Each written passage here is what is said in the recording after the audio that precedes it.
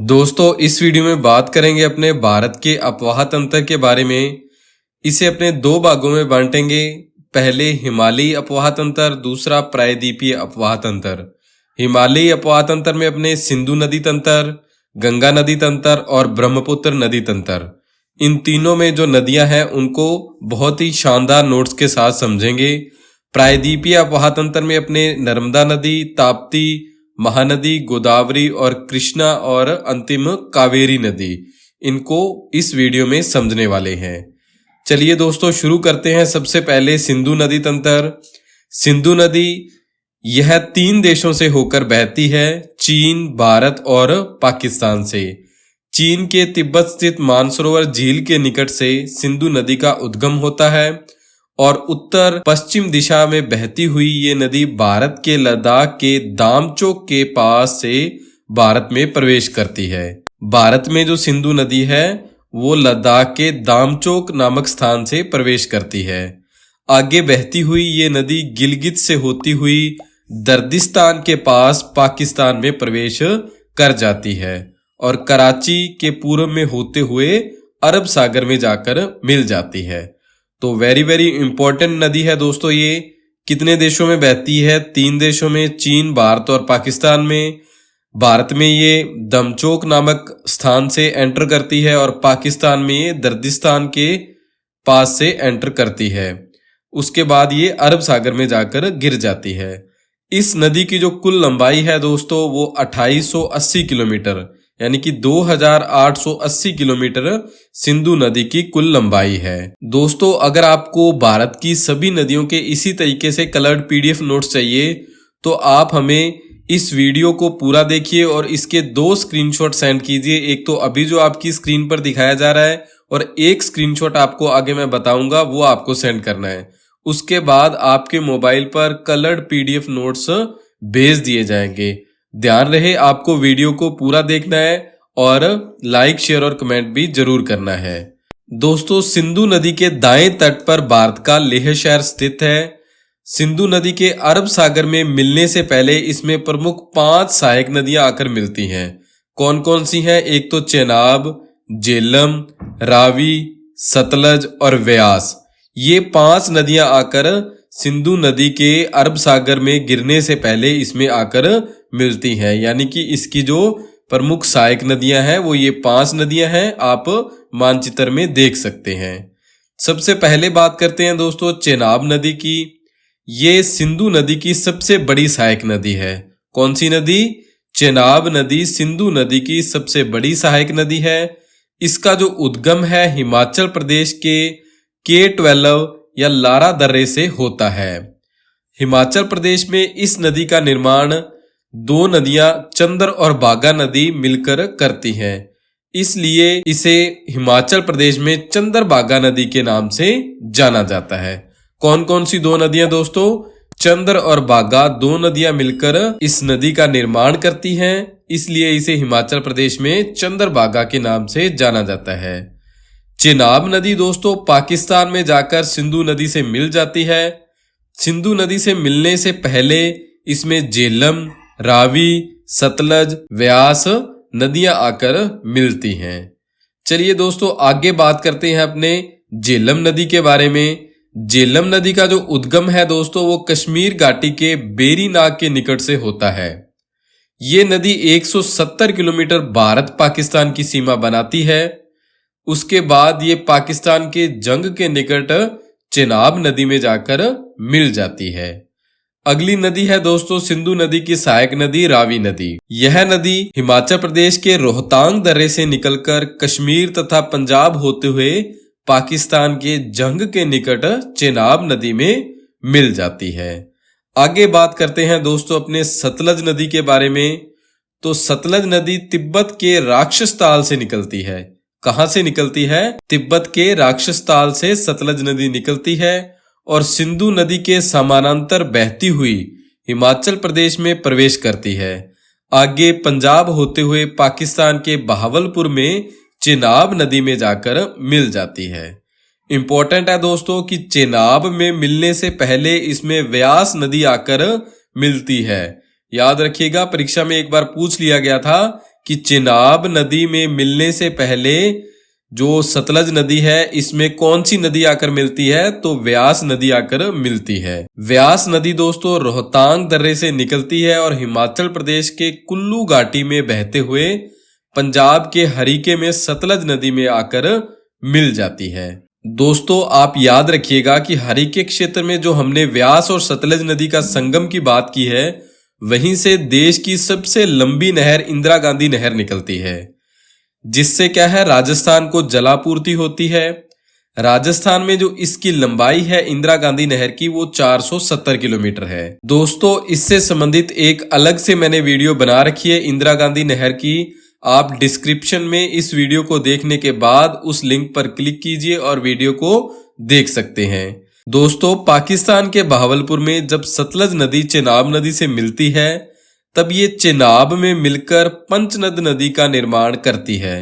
मतलब सिंधु नदी में मिलने से पहले 45 किलोमीटर तक ये पांचों नदियां यहाँ एक होकर आगे बहती हैं और इसे पंचनद नदी के नाम से जाना जाता है।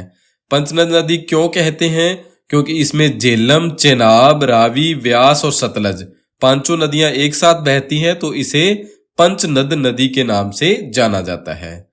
दोस्तों अपने सिंधु नदी तंत्र पढ़ रहे हैं तो आपको सिंधु जल समझौता अच्छे से याद होना चाहिए, क्योंकि आपके भी मन में होगा दोस्तों कि ये जो नदियां हैं ये निकलती तो सभी भारत से हैं, परंतु इसका जो जल है वो क्या है पाकिस्तान की ओर जाता है।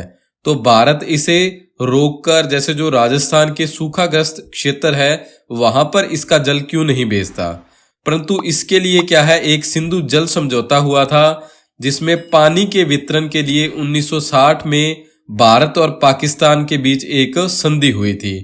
इस समझौते के अनुसार 3 पश्चिम की नदियां कौन कौन सी, सिंधु, झेलम और चेनाब, इनका जो नियंत्रण है पाकिस्तान के पास रहेगा, और जो 3 पूर्वी नदियां हैं व्यास, रावी, सतलुज, इनका जो नियंत्रण है भारत के पास रहेगा। तो ये भी इंपॉर्टेंट है, आप याद रखिएगा। कब हुआ था सिंधु नदी का जो जल समझौता है? 1960 में हुआ था। पाकिस्तान के जो अंडर में नदियां हैं वो सिंधु, झेलम और चेनाब है ऊपर वाली, और जो नीचे वाली 3 नदियां हैं वो व्यास, रावी और सतलुज भारत के नियंत्रण में है। अब आगे बात करते हैं दोस्तों गंगा नदी तंत्र की। गंगा नदी दोस्तों भारत की सबसे लंबी नदी है। इसकी जो कुल लंबाई है वो 2525 किलोमीटर है। इसमें से इसकी जो भारत में कुल लंबाई है वो 2071 किलोमीटर है। बाकी की जो इसकी लंबाई है वो बांग्लादेश के अंतर्गत है। दोस्तों सतोपथ हिमानी से निकली अलकनंदा और गोमुख से निकली भागीरथी नदी जब देवप्रयाग में आकर मिलती हैं तो इनका जो संयुक्त रूप है इसे गंगा के नाम से जाना जाता है।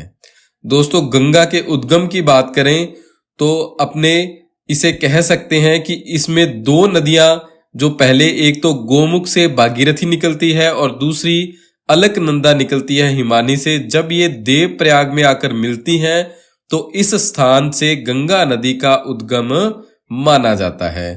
आगे दोस्तों बात करते हैं गंगा नदी की जो सहायक नदियां हैं। तो इसमें जो मिलने वाली अलकनंदा नदी है, इसमें जो प्रमुख सहायक नदियां मिलती हैं, एक तो है धौली गंगा। धौली गंगा अलकनंदा को विष्णु प्रयाग में आकर मिलती है। कहां पर मिलती है? विष्णु प्रयाग में आकर मिलती है। और पिंडार नदी अलकनंदा को कर्ण प्रयाग में आकर मिलती है। इसके बाद मंदाकिनी नदी अलकनंदा को मिलती है रुद्र प्रयाग में आकर। आगे है दोस्तों भागीरथी नदी जो गोमुख से निकलती है, वो देवप्रयाग में आकर मिलती है। अब दोस्तों मोस्ट इंपॉर्टेंट चीज है कि प्रसिद्ध केदारनाथ जो मंदिर है वो मंदाकिनी नदी के तट पर स्थित है। कौन सी नदी के तट पर? मंदाकिनी नदी के तट पर स्थित है। और जो बद्रीनाथ का प्रसिद्ध मंदिर है वो अलकनंदा नदी के तट पर स्थित है। दोनों ही मंदिर हैं वो मोस्ट इंपॉर्टेंट है, परीक्षा में बहुत बार इनसे पूछा गया है प्रश्न, याद रखिएगा। मंदाकिनी नदी पर केदारनाथ मंदिर और बद्रीनाथ मंदिर है वो अलकनंदा नदी के तट पर स्थित है। आगे दोस्तों गंगा नदी तंत्र में अपने देखते हैं। आगे दोस्तों गंगा नदी उत्तराखंड, उत्तर प्रदेश, बिहार और पश्चिम बंगाल में होते हुए 2 धाराओं में बंट जाती है, जिसमें दोस्तों हुगली नामक एक नदी और दूसरी नदी है भागीरथी।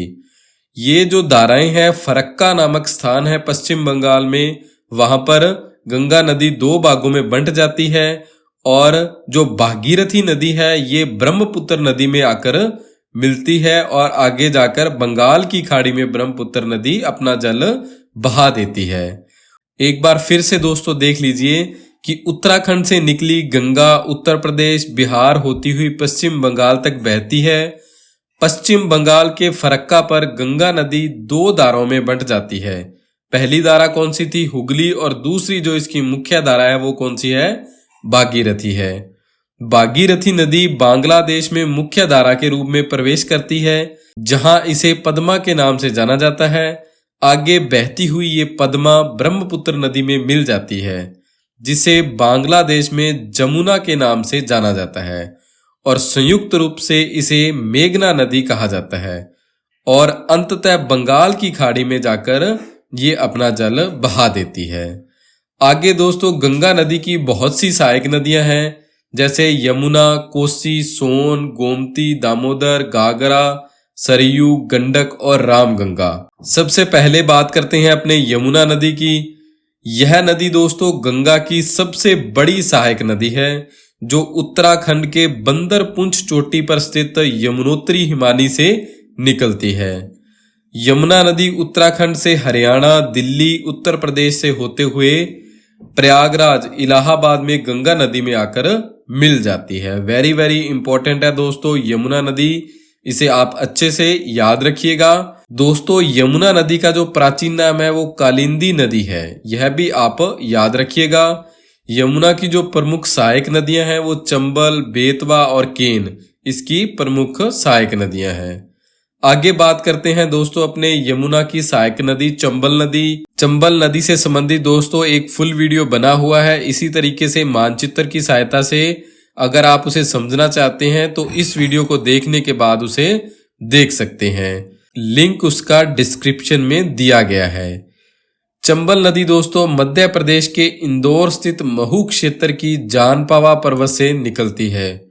उत्तर मध्य भाग में बहते हुए ये नदी राजस्थान से होकर उत्तर प्रदेश के इटावा में यमुना नदी से मिल जाती है।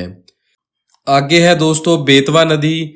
बेतवा नदी मध्य प्रदेश के भोपाल से निकलती है, जो उत्तर पूर्वी दिशा में बहते हुए उत्तर प्रदेश के हमीरपुर में यमुना में मिल जाती है। ध्यान रहे प्रसिद्ध स्थान सांची बेतवा नदी के किनारे स्थित है। सांची में कई बौद्ध स्मारक, सांची का स्तूप जिसे अशोक ने 3री शताब्दी ईसा पूर्व में बनवाया था, इसी नदी के किनारे स्थित है। कौन सी नदी के? बेतवा नदी के किनारे पर स्थित है। अगली नदी है दोस्तों यमुना की सहायक नदी। कौन सी नदी? केन नदी। इसे भी आप याद रखिएगा, बस नाम याद रखिएगा, इतना इसके लिए काफी है। गंगा नदी की जो अगली सहायक नदी है दोस्तों कोसी नदी है। यह नदी नेपाल में हिमालय से निकलती है और बिहार में प्रवेश करती है। कोसी नदी प्राय अपना मार्ग बदलने के कारण चर्चा में रहती है और इसमें आने वाली बाढ़ से बिहार में अधिक मात्रा में तबाही देखने को मिलती है, इसलिए इस नदी को बिहार का शोक कहा जाता है। बिहार का शोक कौन सी नदी को कहा जाता है? कोसी नदी को बिहार का शोक कहा जाता है। आगे है दोस्तों ये नदी बिहार के कटिहार में गंगा नदी से जाकर मिल जाती है। गंगा नदी में कहां पर मिलती है? कटिहार नामक स्थान है बिहार में, वहां पर ये गंगा नदी में मिलती है। अगली नदी है दोस्तों दामोदर नदी। गंगा की जो दूसरी धारा है हुगली, उसमें आकर मिलती है। यह झारखंड के छोटा नागपुर पठार से निकलती है और पश्चिम में बहते हुए हुगली नदी में जाकर मिल जाती है। इस नदी में अचानक आने वाली बाढ़ के कारण इसे बंगाल का अभिशाप भी कहा जाता है। बंगाल का अभिशाप दामोदर नदी को कहा जाता है। ध्यान रहे प्रदूषण के कारण दामोदर नदी को जैविक मरुस्थल के नाम से जाना जाता है। ये रेलवे परीक्षा में प्रश्न अभी पूछा गया था कि जैविक मरुस्थल के नाम से कौन सी नदी को जाना जाता है, तो दामोदर नदी को जैविक मरुस्थल के नाम से जाना जाता है वेरी वेरी इंपॉर्टेंट, आप इसे भी याद रखिएगा। आगे है दोस्तों गंगा की सहायक नदी गोमती नदी। इस नदी का जो उद्गम है उत्तर प्रदेश की पीलीभीत स्थित गोमताल से होता है, जिसे फुलहर झील भी कहते हैं। यह गंगा नदी की एकमात्र ऐसी सहायक नदी है जिसका उद्गम मैदान से होता है। गंगा की जो सहायक नदी है सोन, मध्य प्रदेश के अमरकंटक नामक स्थान से निकलती है और उत्तर प्रदेश की ओर बहते हुए ये पटना के निकट गंगा में मिल जाती है। ध्यान रहे दोस्तों, सोन नदी और यमुना नदी के बीच जल विभाजन का जो काम है वो कैमूर की पहाड़ियां करती हैं। कौन सी पहाड़ियां? कैमूर की जो पहाड़ियां हैं वो यमुना नदी और सोन नदी के मध्य जल विभाजन का काम करती है। इनके अलावा जो गंगा की अन्य सहायक नदी है इसमें दोस्तों घाघरा, जिसे सरयू के नाम से भी जाना जाता है, और गंडक नदी, ये गंगा के बाएं तट से आकर मिलती है। गंगा नदी के दाएं तथा बाएं तट से मिलने वाली नदियां अपने इस मानचित्र में समझेंगे दोस्तों, क्योंकि परीक्षा में कई बार पूछा जाता है कि कौन सी नदी गंगा के दाएं या बाएं तट से नहीं मिलती है या मिलती है। तो सबसे पहले बात करते हैं बाएं तट से मिलने वाली नदियों की। तो गंगा के बाएं तट से गोमती नदी, घाघरा नदी और गंडक नदी। इसके बाद कोसी नदी, इसमें बाएं तट से आकर मिलती हैं। याद रखिएगा 4 नदियां गोमती, घाघरा, गंडक और कोसी गंगा नदी के बाएं तट से आकर इसमें मिलती हैं। दाएं तट से दोस्तों इसमें सोन नदी, यमुना नदी आकर मिलती हैं। दाएं तट से कौन कौन सी? यमुना और सोन नदियां आकर गंगा नदी में मिलती हैं। क्रमानुसार अगर गंगा नदी के प्रवाह की बात करें तो ये उत्तराखंड, उत्तर प्रदेश, बिहार और पश्चिम बंगाल में बहती है। गंगा नदी को 2008 में दोस्तों राष्ट्रीय नदी का दर्जा दिया गया था। किस वर्ष दिया गया था? 2008 में। गंगा नदी के किनारे जो बसा सबसे बड़ा शहर है वो कानपुर शहर है, इसे भी आप याद रखिएगा। आगे है दोस्तों ब्रह्मपुत्र नदी तंत्र। ब्रह्मपुत्र नदी दोस्तों तिब्बत, भारत और बांग्लादेश से होकर बहती है। यह नदी तिब्बत के मानसरोवर झील के निकट से निकलती है। कौन कौन सी नदियां निकलती हैं दोस्तों मानसरोवर झील के पास से? अपने अभी पढ़ा था, एक तो सिंधु नदी, सतलज नदी और तीसरी नदी कौन सी होगी? ब्रह्मपुत्र नदी। ये तीनों नदियां मानसरोवर झील के निकट से होकर निकलती हैं। तिब्बत से निकलने वाली इस नदी को तिब्बत में यरलुंग जांगबो के नाम से और सांगबो के नाम से जाना जाता है। जब ये नदी भारत में असम घाटी में प्रवेश करती है, जहां इसे ब्रह्मपुत्र के नाम से जाना जाता है, और इस नदी को अरुणाचल प्रदेश में दिहांग के नाम से जाना जाता है। वेरी वेरी इंपॉर्टेंट हैं इस नदी के जो नाम हैं, याद रखिएगा।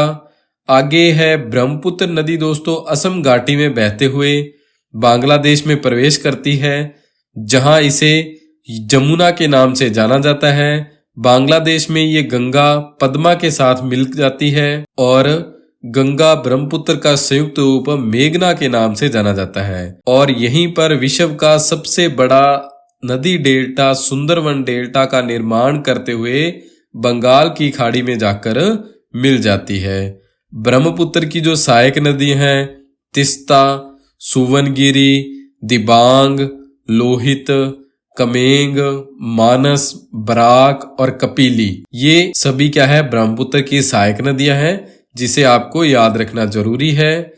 तिस्ता, सुवनसिरी, कमेंग, मानस ये दाएं तट से, और लोहित, बराक, कपिली और दिबांग ये बाएं तट से आकर ब्रह्मपुत्र नदी में मिलती हैं। आगे है दोस्तों जो इंपॉर्टेंट अपने को पढ़ना जरूरी है, तिस्ता नदी। इसका उद्गम सिक्किम से होता है और पश्चिम बंगाल से होते हुए बांग्लादेश में प्रवेश करती है और ब्रह्मपुत्र में जाकर मिल जाती है। लोहित नदी, इसे दोस्तों खून की नदी के नाम से जाना जाता है। बराक नदी मणिपुर की पहाड़ियों से निकलती है।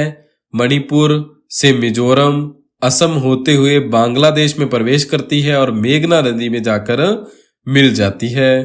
दोस्तों अपने पढ़ चुके हैं कि ब्रह्मपुत्र नदी गंगा नदी के साथ मिलकर विश्व का सबसे बड़ा नदी डेल्टा सुंदरवन नदी डेल्टा बनाती है। वेरी वेरी इंपॉर्टेंट है, याद रखिएगा।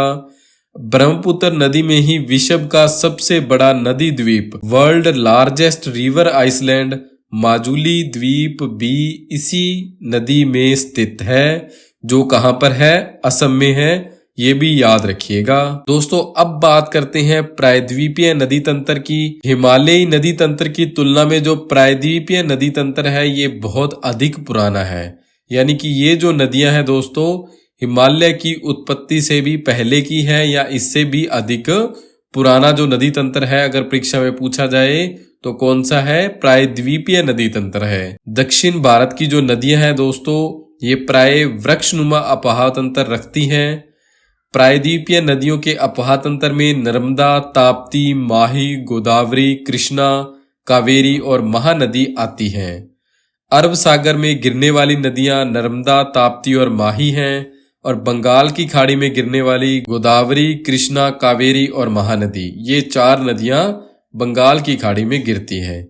सबसे पहले बात करते हैं नर्मदा नदी की। मध्य प्रदेश के अमरकंटक से इसकी उत्पत्ति होती है, जो पश्चिम की ओर बहती हुई 1312 किलोमीटर की दूरी तय कर खंबात की खाड़ी में जाकर यानी कि अरब सागर में मिल जाती है।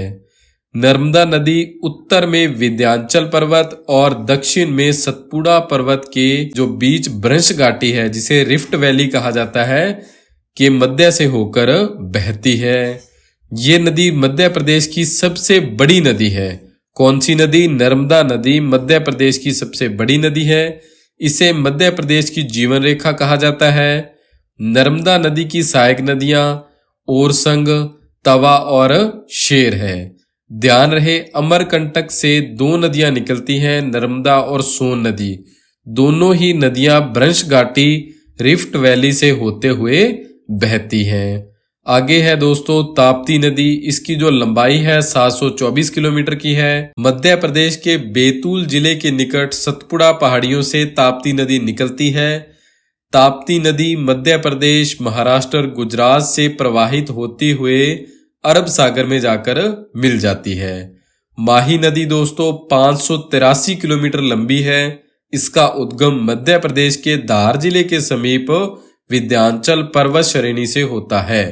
माही नदी का उद्गम कहां से होता है? मध्य प्रदेश के धार जिले के समीप विंध्याचल जो पर्वत श्रेणी है वहां से माही नदी का उद्गम होता है, और मध्य प्रदेश, राजस्थान, गुजरात से होते हुए ये नदी खंबात की खाड़ी यानी कि अरब सागर में जाकर मिल जाती है। ध्यान रहे, माही भारत की एकमात्र ऐसी नदी है जो कर्क रेखा को 2 बार काटती है। कर्क रेखा को 2 बार कौन सी नदी काटती है? माही नदी काटती है। दोस्तों पीडीएफ के लिए आपको जो दूसरा स्क्रीनशॉट सेंड करना है वो आपको आपके मोबाइल पर दिख रहा है। आप इसे भी सेंड करेंगे तो आपको आपके व्हाट्सएप पर पीडीएफ नोट्स भेजे जाएंगे। गोदावरी नदी दोस्तों प्रायद्वीपीय भारत की सबसे लंबी नदी है, जिसकी 1465 किलोमीटर लंबाई है। महाराष्ट्र के नासिक जिले के त्रिमकेश्वर से निकलती है और दक्षिण पूर्व की ओर बहते हुए बंगाल की खाड़ी में जाकर गिर जाती है। पेनगंगा, इंद्रावती इसकी प्रमुख सहायक नदियां हैं। आगे है कृष्णा नदी। इसकी लंबाई लगभग 1400 किलोमीटर है। कृष्णा नदी प्रायद्वीपीय भारत की दूसरी सबसे बड़ी नदी है। इसका उद्गम महाराष्ट्र के महाबलेश्वर से होता है। कृष्णा नदी महाराष्ट्र से होते हुए कर्नाटक, तेलंगाना से बहते हुए बंगाल की खाड़ी में जाकर गिर जाती है। कृष्णा नदी की प्रमुख सहायक नदियां तुंगभद्र, कोयना और भीमा, ये इसकी प्रमुख सहायक नदियां हैं। कृष्णा नदी जल विवाद दोस्तों कृष्णा नदी के जल बंटवारे से संबंधित है, जो आंध्र प्रदेश, कर्नाटक और महाराष्ट्र के बीच 1957 से चल रहा है। इसे भी आप याद रखिएगा। महानदी दोस्तों इसकी लंबाई 851 किलोमीटर है। महानदी छत्तीसगढ़, उड़ीसा की प्रमुख नदी है। इसका उद्गम छत्तीसगढ़ के रायपुर के निकट सिहावा की पहाड़ी से होता है और ये नदी आगे पूर्व की ओर बहते हुए उड़ीसा में प्रवेश करती है और एक डेल्टा का निर्माण करते हुए बंगाल की खाड़ी में गिर जाती है। ध्यान रहे तेल नदी और जोंग महानदी की प्रमुख सहायक नदियां हैं। आगे है कावेरी नदी। कावेरी नदी दोस्तों 800 किलोमीटर लंबी है, जो कर्नाटक के कुर्ग के निकट ब्रह्मगिरी की पहाड़ियों से निकलती है और कर्नाटक के तमिलनाडु से बहते हुए तिरुचिरापल्ली के निकट बंगाल की खाड़ी में गिर जाती है। ध्यान रखिएगा दोस्तों, इसे दक्षिण भारत की गंगा कहा जाता है। किस नदी को दक्षिण भारत की गंगा कहा जाता है? कावेरी नदी को दक्षिण भारत की गंगा कहा जाता है। अन्य जो प्रमुख नदियां हैं दोस्तों, स्वर्णरेखा नदी। यह नदी झारखंड में बहने वाली एक पहाड़ी नदी है। स्वर्णरेखा नदी रांची के निकट छोटा नागपुर के पठार से निकलती है। झारखंड से निकलकर पश्चिम बंगाल उड़ीसा से होते हुए ये बंगाल की खाड़ी में जाकर गिरती है। प्रसिद्ध शहर जमशेदपुर, जिसे टाटा नगर कहा जाता है, इसी नदी के तट पर स्थित है। अगली नदी है लूनी नदी। लूनी नदी का उद्गम दोस्तों अजमेर के निकट नाग पहाड़ से होता है। राजस्थान में होते हुए गुजरात के कच्छ के रण में ये नदी विलुप्त हो जाती है। अगली नदी है दोस्तों काली नदी। काली नदी, इस नदी को शारदा और काली गंगा के नाम से जाना जाता है। काली नदी हिमालय स्थित काला पानी नामक स्थान से निकलती है। उत्तराखंड उत्तर प्रदेश में होते हुए ये नदी घाघरा नदी के साथ मिल जाती है। ध्यान रहे काली नदी पूर्व की ओर नेपाल और भारत की अंतर्राष्ट्रीय सीमा का निर्माण करती है, इसलिए काली नदी मोस्ट इंपोर्टेंट है, आप इसे याद रखिएगा। पेनार नदी दोस्तों, पेनार नदी भारत की प्रमुख नदी है। ये नदी कर्नाटक में नंददुर्ग पहाड़ी से निकलकर पूरब की ओर 970 किलोमीटर बहकर बंगाल की खाड़ी में जाकर गिर जाती है। दोस्तों, आपको हमारा यह प्रयास कैसा लगा? हमें मोटिवेट करने के लिए प्लीज आप वीडियो को लाइक, शेयर और कमेंट जरूर कीजिएगा। कलर्ड पीडीएफ नोट्स के लिए आप हमें व्हाट्सएप कर सकते हैं 8619845353 पर। चैनल पर नए थे तो इसे सब्सक्राइब जरूर कीजिएगा। आप सभी का बहुत बहुत धन्यवाद। जय हिंद, जय भारत।